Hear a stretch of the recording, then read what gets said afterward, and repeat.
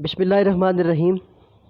Students, आज के इस लेक्चर में हमने मैथमेटिक्स 10th क्लास से एक्सरसाइज 3.3 करनी है। तो स्टूडेंट्स, एक्सरसाइज 3.3 में जो कंसेप्ट है वो है जॉइंट वेरिएशन। तो सबसे पहले हम डिफ़ाइन करते हैं कि जॉइंट वेरिएशन क्या होता है। स्टूडेंट्स, बेसिकली जो जॉइंट वेरिएशन है ये कम्बिनेशन होता है, जिस तरह से हम कह सकते हैं कि x is directly proportional to y square and z, कि जो x है वो वाई स्क्वेयर और z के डायरेक्टली प्रोपोर्शनल है। इसी तरीके से x is inversely proportional to 1/t। Let's say कि हम इसको नाम दे देते हैं।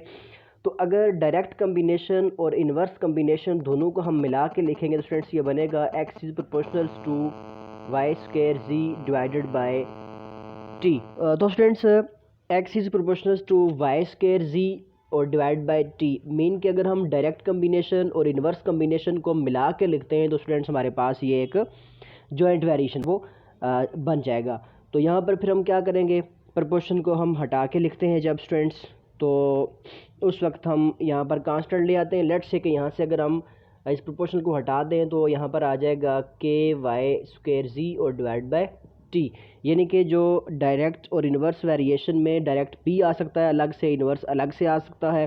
तो इसमें जब हम प्रोपोर्शन को हटाएंगे तो डायरेक्ट का साइन जो है वो इक्वल में कन्वर्ट हो जाएगा और साथ इसके हम एक कांस्टेंट लगा देंगे यहाँ पर, जैसे के जो है वो कांस्टेंट इस्तेमाल हुआ है। तो स्टूडेंट्स, इसी कंसेप्ट को हम बेस बनाकर अब हम एक्सरसाइज की तरफ मूव करते हैं। तो एक्सरसाइज में पहला क्वेश्चन है, तो स्टूडेंट्स क्वेश्चन नंबर 1 है if x varies directly as y, यानी कि यहाँ पर आपको गिवन क्या है, x is directly proportional to y and x varies inversely as z, यानी कि ये गिवन है x is inversely proportional to 1/z, यानी कि इन्वर्सली प्रोपोर्शनल टू z, इसको हम x is inversely proportional to z पढ़ेंगे।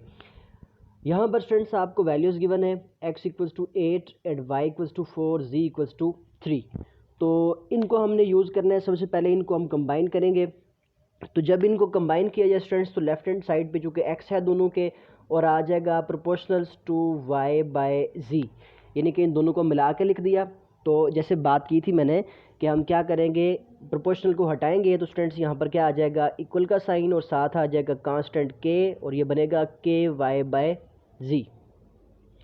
अब सबसे पहले यहाँ पर क्या करना है कि हमने सबसे पहले यहाँ से k की वैल्यू कैलकुलेट करनी है। ये जो तीन वैल्यूज़ आपको पहले दी गई हैं, तो अगर हम k फाइंड करना चाहें तो यहाँ पर स्टूडेंट्स k आ जाएगा लेफ्ट हैंड साइड पे और ये जो z है ये सामने x के साथ मल्टीप्लाई हुआ तो ये बना एक्स जेड, वाई k के साथ मल्टीप्लाई हो रहा है तो जब दूसरी साइड जाएगा तो क्या हो जाएगा, डिवाइड। तो इसका मतलब ये हुआ कि k की वैल्यू बनेगी एक्स जेड बाय वाई। अब क्या करेंगे हम, यहाँ पर एक्स जेड और वाई की जो तीन वैल्यूज़ पहले हमें गिवन है हम ये यूज़ करेंगे। x इक्वल्स टू गिवन है 8 और y की वैल्यू z की वैल्यू स्टूडेंट्स गिवन है 3 और डिवाइडेड बाय y की वैल्यू गिवन है 4। तो 4 2 से हम काट सकते हैं, 4 2 ज़ार 8 होता है और 3, यानी कि यहाँ पर बचा 2 मल्टीप्लाई बाय 3 और k की वैल्यू आपके पास आ गई 6। अब हम इसका जो अगला पोर्शन है उसको देखेंगे। तो स्टूडेंट्स, इससे अगले पोर्शन में उसने ये कहा हुआ है कि हमने x को कैलकुलेट करना है। तो स्टूडेंट्स, ये जो इक्वेशन सबसे पहले हमने प्रोपोर्शन की मिलाकर जो इक्वालिटी में कन्वर्ट की है वो आ जाएगी इक्वेशन नंबर 1। अब हम लिखेंगे यहाँ पर फ्राम इक्वेशन नंबर 1। तो स्टूडेंट्स, इक्वेशन नंबर 1 के अंदर अगर आप गौर करें तो लिखा हुआ है x इक्वल्स टू के वाई बाय जी। के की वैल्यू हम कैलकुलेट कर चुके हैं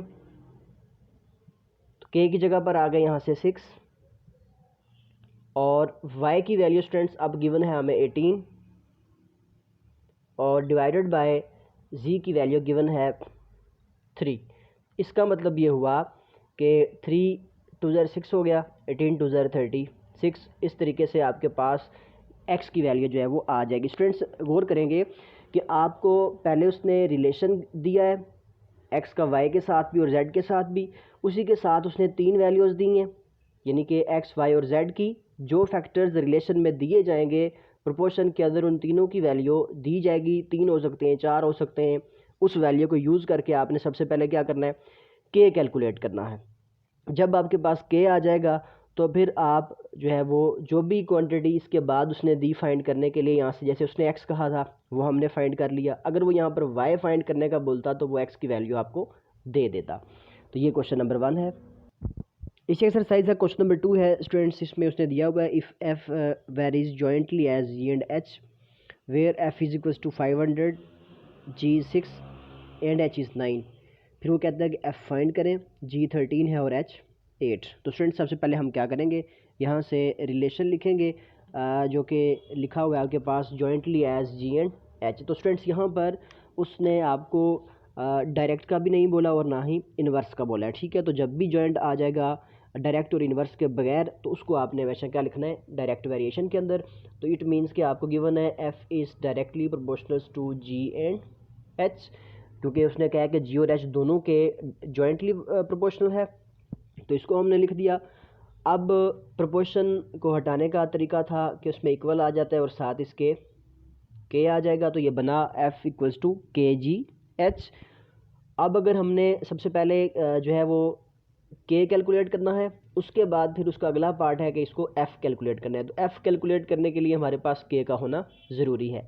इसको हम नाम दे सकते हैं इक्वेशन नंबर 1 का। अब अगर हमें यहाँ से के कैलकुलेट करना है तो ये बना एफ़ डिवाइडेड बाय जी और एच और इक्वल्स टू के, यानी कि ये जी एच वहाँ पे जाके डिवाइड हो गया। अब यहाँ पर वैल्यू अगर सब्स्टिट्यूट की जाए, एफ़ की वैल्यू स्टूडेंट्स गिवन है आपको 500 और इसी के साथ है डिवाइड बाय जी एच। तो डिवाइड में जी की वैल्यू लिखेंगे आप 6 और एच की वैल्यू जो है वो क्या है 9। तो अगर इसको मल्टीप्लाई कर दिया जाए तो के स्टूडेंट्स आपके पास आ जाएगा 500 डिवाइड बाय 9 6 54। अब इसको आप डेसिमल में भी लिख सकते हैं, कैलकुलेटर से आप डिवाइड करेंगे तो जो पॉइंट्स में आएगी के की वैल्यू वो बन जाएगी।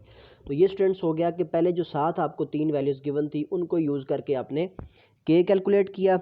अब उसने पूछा है कि एफ़ कैलकुलेट करना है, जी की वैल्यू 13 और एच की वैल्यू जो है वो 8 गिवन है। तो अब हम क्या करेंगे, इक्वेशन नंबर 1 को लिखेंगे अगेन। इक्वेशन 1 में क्या है, एफ़ इक्वल्स टू के जी एच है। तो के की वैल्यू है 500 बाय 54 और जी की वैल्यू स्टूडेंट्स अब ये यूज़ करेंगे 13 और एच की वैल्यू जो है वो क्या है 8।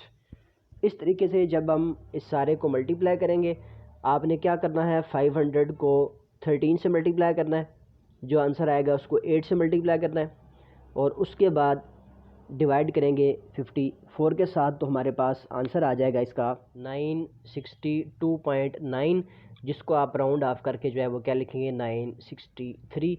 इस तरीके से आपके पास ये एफ़ की वैल्यू आ जाएगी। इसके बाद स्टूडेंट्स इस एक्सरसाइज का क्वेश्चन नंबर 3 है।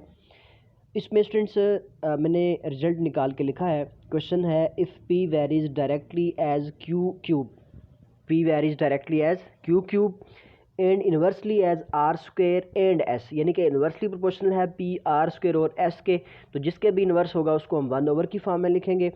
इसी के साथ इस रिलेशन के साथ आपको वैल्यूज़ गिवन है P25 Q5 R3 और S की वैल्यू 2 दी गई है बुक पे। और फिर क्वेश्चन है कि P फाइंड करना है जबकि Q की वैल्यू 16, R की 4 और S की वैल्यू 3 गिवन है। और फिर दूसरी बात उसने पूछी है कि फंक्शन ऑफ P आल्सो जो है वो फाइंड करना है। तो इसके लिए स्टूडेंट्स जो गिवन वैल्यूज़ हैं उनको अगर कंबाइन करके लिखा जाए तो आपके पास रिलेशन बनेगा P is directly proportional to Q cube और डिवाइडेड बाय आर स्क्वायर और S। कंबाइन करके इसको लिख दिया। प्रोपोर्शन को अगर हम हटाते हैं तो आपके पास बना P equals to k Q cube और डिवाइडेड बाय आर स्क्वायर और S। तो सबसे पहले हमने क्या करना है, के फाइंड करना है। तो ये बनेगा P R square S equals to k Q cube multiply की शेप में है, वहाँ पे जाके बन गया डिवाइड में। तो ये के की वैल्यू बनी P R square S by Q cube. तो सबसे पहले हमने क्या करना है, के की वैल्यू कैलकुलेट करनी है। इसमें ये वाली चारों वैल्यूज़ यूज़ करनी है। तो के आपके पास यहाँ से आ जाएगा पी की वैल्यू 25, आर की वैल्यू 3 है इसका स्क्वायर, और एस की वैल्यू 2 है, और डिवाइडेड बाय क्यू क्यूब, और क्यू की वैल्यू स्टूडेंट्स क्या है 5, इसका आ गया क्यूब। इस तरीके से के बना 25, 3 स्क्वायर 9 इंटू 2, और 5 क्यूब होता है 125। तो हम काट सकते हैं 25 1 ज़र 25 एंड 25 5 ज़र 125। तो के बना 18/5। अब ये जो के की वैल्यू है इसको हमने यूज़ करना है यहाँ पे, इसको हम अगर 1 का नाम दे दें तो यहाँ पर के यूज़ करेंगे और यहाँ से हमारे पास पी की वैल्यू आ जाएगी। तो स्टूडेंट्स फ्रॉम 1 इक्वेशन से हमने लिखा P इक्वल्स टू के की वैल्यू है 18/5 और मल्टीप्लाई बाय क्यू क्यूब। अब यहाँ पर जो क्यू की वैल्यू है स्टूडेंट्स वो क्या है 16, तो हम लिखेंगे 16 क्यूब और डिवाइडेड बाय आर स्क्वायर और एस है।